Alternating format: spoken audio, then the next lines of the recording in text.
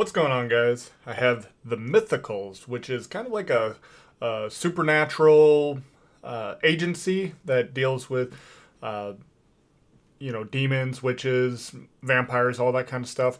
I guess in a way, think Angel from the series Angel when he got his own spin off series and he was just like a detective hunting down the same thing. Similar premise, completely different, but it at least gets you an idea as to what we're dealing with here. Um, so, just kind of opening up, we have Chapter 1 Prophecy and Protocol. Wayne Desper, I believe that's how I'm saying it. That is our writer and creator. And Thomas Tychus, I want to say. Again, if I butchered your name, guys, I'm very sorry. I'm not trying to, so I mean no disrespect. So, uh, story opens up. We have Nancy. She's over here dreaming. We got like witches and a little demon figure over here that's calling out to her. Wakes her up, and I'm assuming what we're getting at is just like she's constantly being watched by evil figures because we have a picture or a mirror over here, or sorry, rather TV. We have the mirror down here, and we have like the demon figure here. She gets up, she's getting ready for like an interview, and she's trying to pump herself up, and we see her walking away, and her reflection's now kind of watching her. So some creepier shit going on here. She gets onto a subway and gets like an ominous text saying, they're watching you, be on your guard kind of stuff. And then some random dude just is coming in and let me quote him here. The blood of Luna will be spilled onto the cross. And then he kind of snaps out of it for a second. He's like, whoa, what's going on? And then he kind of passes out on the train and she's like, okay, well, that was fucking weird. And now this is, we find out this is in D.C. And I mean, it's a big area. New York, Chicago, D.C., all these kind of areas. A bunch of weirdos on here, so I can believe that she's just like, all right, well, fucking weirdo. I'm just going to move on about my day. And then she gets off at her stop, and he follows her out and is like, be seeing you later. I guess the only thing I might have adjusted here is the way that this is presented made me believe that, like, Nancy overheard what was being said, and she's just choosing to ignore it. But I think what's intended is for her not to be an earshot of this. Like, he's supposed to be kind of like saying this just out loud, not to anybody directly. And I guess I would have just kind of flip-flopped who's in the foreground, who's in the background. So maybe have like a shot from behind him looking at her. So like the POV being like somewhere back here. And that way he's in the foreground, she's in the background. And that way it's a little bit more clear as to whether or not she is supposed to hear this or not. Again, very nitpicky. It's nothing I would consider as a major issue. Just for clarity's sake. Now, I want to point out there is no writing on this building, but she does show up to her interview, checks in, being told, hey, just sit here, somebody will collect you. And then we have Lucas Beckett comes up to greet her, and she's very nervous and kind of stumbles and trips on her way to go shake his hand. Lucas is like, okay. Well, follow me and try not to fall. And just seemed a little cold about it. And she's like, well, that was kind of rude. They get on the elevator and they're heading down to the basement level. Lucas says to Nancy, I hope you weren't expecting a room with a view because, we got none of that. And then he comments on her being able to find the place. And it's like, yeah, I know all the buildings say look the same, but at least I know you can read. And I'm just wondering, well, there's nothing here to read, so I guess maybe there was a sign out front somewhere like on the sidewalk. That's the only thing kind of makes any sense to me. Again, not a huge issue. Just something I thought was a little odd. I'm like, well, I don't know what she was reading because there was nothing there. Um, she tells Nancy, or sorry, he tells Nancy to have a seat, and that Director Loomis would be there to see her. Now, I'm going to make note of this cat real quick just because it doesn't play any crucial role here, but we'll figure out more in the second issue on this, what this cat is. But the cat comes over, just kind of, it's like meow, and then walks away. And she's like, okay, well, at least the pets are friendly. And then we have Director Loomis, Adam Loomis, I believe. Yes, Adam Loomis and Mr. G, the big guy here. And they take her over and, have her sit down in the office. Nancy, we've already seen she's fairly nervous, and Mr. G standing here just makes her even more nervous. So Adam picks up on this and says, okay, why don't you go ahead and leave so we can continue. And, it looks like he is trying to make her at least more comfortable, and things are about to get a lot more awkward. So some level of comfort here is nice. But we're going to take a quick break. We're going to go over to Spain, and we see a priest running away frantically, and he is being pursued by basically what I can describe as like a demon or a zombie-like bishop. I believe that is the formal attire here for a bishop. I could be mistaken here, but I think that is correct. And he's just he's catching up with him. He's caught him up. Like, he's caught him now, so we're going to see what happens later on.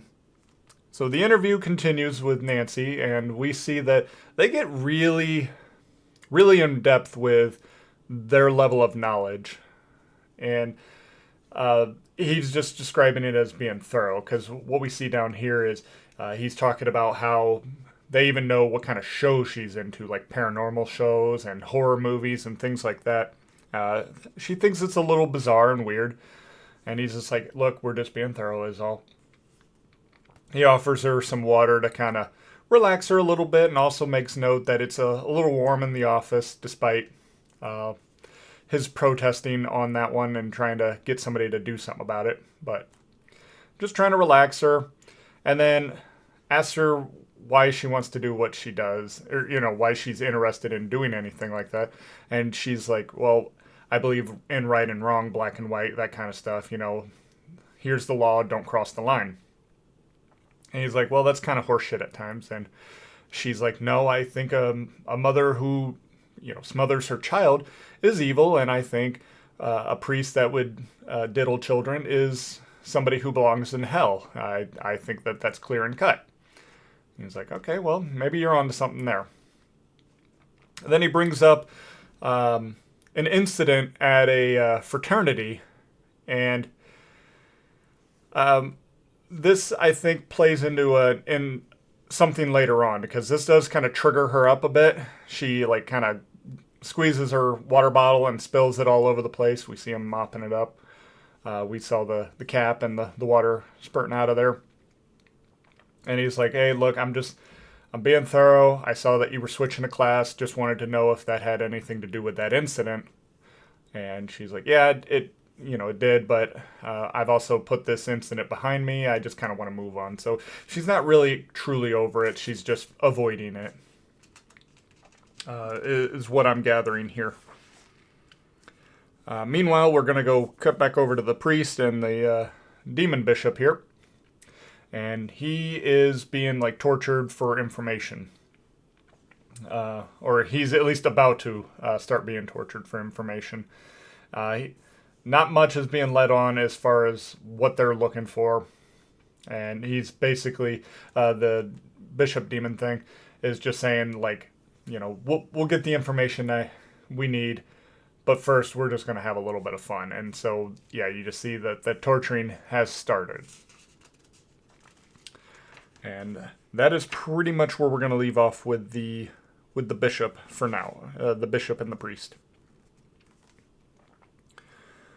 And so the interview continues on, and Nancy's kind of like, well, what do you guys actually do here? Because she didn't apply for the interview. They came to her. And He talks about how they're working with like local and like just overall U.S. government as well as international governments. He's very, very vague as to what they do.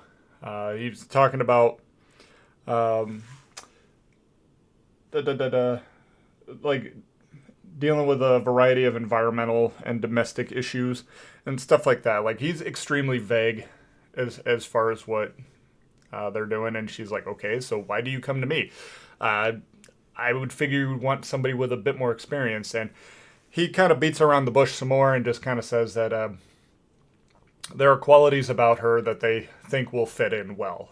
And that's really about all that we get out of this until he is interrupted by Mr. G, who says, hey, look, you got other appointments. So the interview wraps up and they send her on her way after saying, we'll be in touch. And Mr. G makes a note to Adam over here that Nancy looks just like somebody else. And it's, again, vague, and we don't get any more clarity on that in this issue, but there's something else going on here. So Nancy catches up with her friend Catherine. Now, Catherine's getting ready, like, Nancy and Catherine both just graduated college, and Catherine is getting ready to leave DC and head back to her home in Boston. This is her last night out, so they're out there celebrating, and Catherine's like, hey, how'd that interview go? And Nancy's like, well, it got cut short, so I don't think I'll be hearing from them anytime soon. And then they both notice the creepy dude from the subway is now at the bar.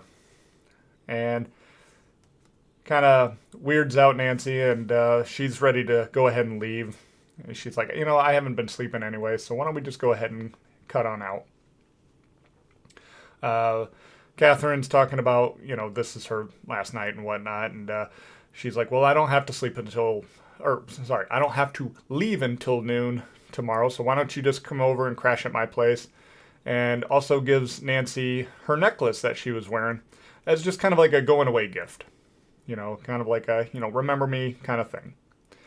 And so then they head on back over to Catherine's place. They're just laughing, carrying on, and wondering, okay, if this doesn't work out for you, Nancy, what's your next move? And she's like, well, probably just working at some alphabet agency, just doing bullshit.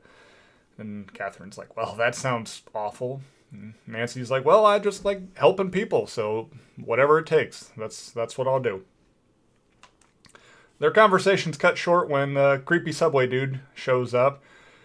And, he's kind of threatening. He's like, well, you guys aren't going to see the light of another day kind of thing. And starts kind of transforming a little bit. It's freaking out Catherine. Catherine's like, I'm calling the police. And now, like, demonic voice is starting to speak out of creepy subway dude. And is like, you're not going to do any such thing. Grabs Catherine by the neck and snaps it. Obviously, horrified Nancy is not knowing really what to do about the situation, and creepy dude is now approaching her. But then suddenly, we have an intervention.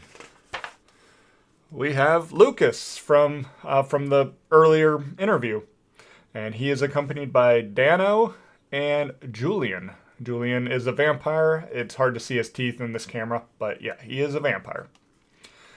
Some words are exchanged, but then, yeah, it's just like, all right, it's go time. Lucas goes ahead and he starts shooting at the guy while Dano's like, hey, we don't want to hurt the host. And we see that the bullets don't really do a whole hell of a lot right now anyway. And so Dano gives it a try with his magical powers. And that doesn't do a whole lot but piss off the demon vampire creature, whatever. So Lucas tries a little drop kick. Well, that doesn't do shit either. And so now it's creepy subway dude's time to, start countering. At which point, Lucas is like, hey, Julian, how about a little help?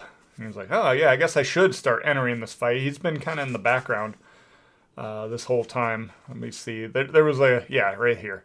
He's just hanging out, watching. I'm like, okay, what the hell are you doing there if you're not going to contribute to the fight? That is one of those things that happens from time to time where you kind of just see somebody just waiting there doing nothing. I'm like, they're here to save Nancy, presumably, so why is Julian just hanging out in the back? Not exactly clear on that one. It was a little confusing to me. But he goes in. Creepy subway dude calls him a traitor and starts to offer him a position, working for him instead. And Julian says, "Well, I don't work for, nobodies." That pisses off creepy dude, and he puts on like this magic or whatever that starts to at least make Julian stumble a little bit. Like he, for whatever reason, can't do anything about this. I'm not sure if this was like a blue fire or something, but it's keeping him at bay long enough for creepy subway dude to make a pass at Nancy here. And he's got her pinned, starts to bite on her neck, and then he says something really creepy, and I think that this is what might be alluding more towards what happened with the fraternity from earlier. He says, "It'll all be over soon enough. Let's get those pants off." And that triggers Nancy quite a bit here, understandably. So I think that plays into what was going on at the fraternity. So you start to see like these plants coming out, and we do see some greenery coming around Nancy as time passes, and she gets him all wrapped up in oak vines. We find out here that it's like oak, and yeah, he can't move. He's in pain because of the oak. And Dano comes over and abracadabra, beastie be gone, and starts to creepy subway dude starts to go back to normal. They, check in with Nancy like, "Hey, are you all right?" She's freaking out. She's like, "Was that a vampire? What's going on?" Blah blah blah blah blah. And they're like, "Yeah, yeah." So that's where Adam Loomis starts coming back into frame here, and he's like, "Yeah, so that was the last of your interview, and you're doing okay. So we'll see you tomorrow." And she's like, "Wait, what?" And I was kind of thinking about this. I'm like, they put a lot of faith in her wanting to be a part of that team after going through all of this. Like, what if she experienced all this for the first time and was like, "No, fuck that. I am not being a part of this." That is something that could have happened. So I don't know. I maybe would have been a little bit more forward about it, or at least alluded to it a little bit more. Like, we deal with the strange and unusual kind of stuff. Something to at least work in the back of her mind as to what it is, and not just be incredibly vague, and then she stumbles across like a vampire or a demon or whatever creepy subway dude is. Because you are putting a whole lot of faith in her being on board with all of this. They have Dano open up a portal so they can, transport creepy subway dude and everybody else out. And Nancy's like, "Hey, what's going on with my friend? We can't just leave her here." And like, "Well, it is protocol to leave the body for the authorities to find."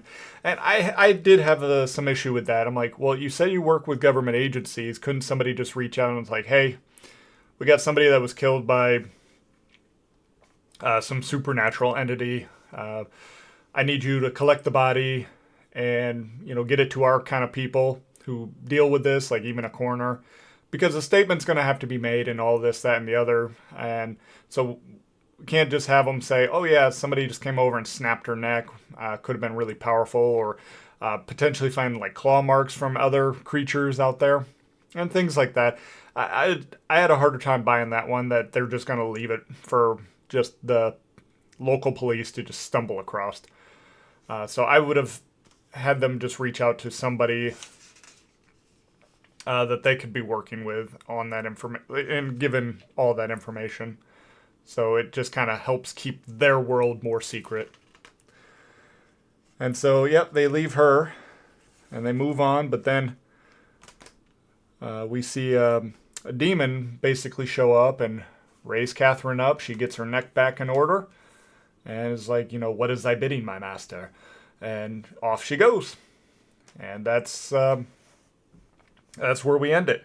So yeah, overall, I'm very, very satisfied with this read. This is definitely stuff that's more up my alley. Dealing with monsters and stuff like that, supernatural elements. That kind of stuff always intrigues me. And like I said, it kind of reminded me a little bit of like Angel, and we even got like some Men in Black in there that kind of has hints of, but it's not the same. I will say that much. Like, I would not read this expecting to get that out of it. There are just things that I'm like, oh, I wonder if maybe this kind of helped inspire a little bit. But that's as far as a connection as I can get out of that. Overall, I would give it like a 7 out of 10. We do have some things that I'm like, we could have cleaned that up a little bit better, made the script a little tighter. But other than that, I'm very satisfied with how this all went about. And yeah, I've been collecting these comics as they come out, and I look forward to continuing on. So be on the lookout for the next one. And if this sounds like something that would interest you, be sure to check the link in the description where you can get a copy for yourself, or at least who you need to follow for any second chance campaigns that may arise. But that is all I have for today, guys. So until next time, take care and God bless.